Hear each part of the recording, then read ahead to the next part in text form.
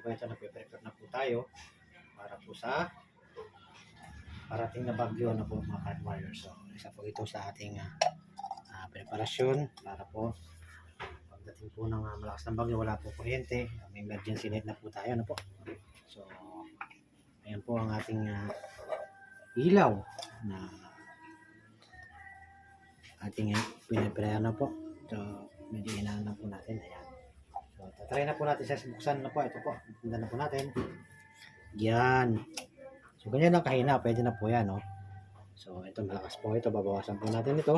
Mga Cat Warriors, mga magayem, kabsa, biga bakit, ito ini.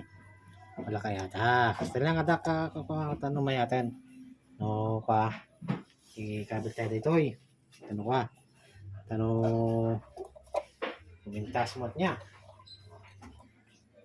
Ito, mayat. Kayo.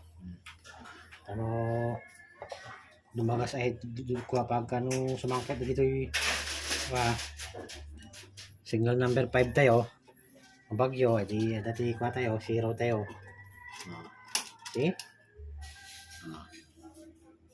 Ano naman eh. Nakita ti kuha me, ti 0 me. No.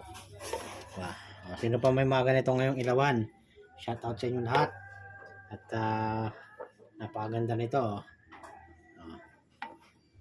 Kaya sa mga babalik tayo sa mga batang 90s dyan. Kung kayo po ay nakaka-relate ng ganito, pakipollow po ako sa aking YouTube channel. Ano po? Ayan. Pakipollow po and subscribe para po sa more videos. So, ayan po, magandang gabi po. Salamat po. Bye.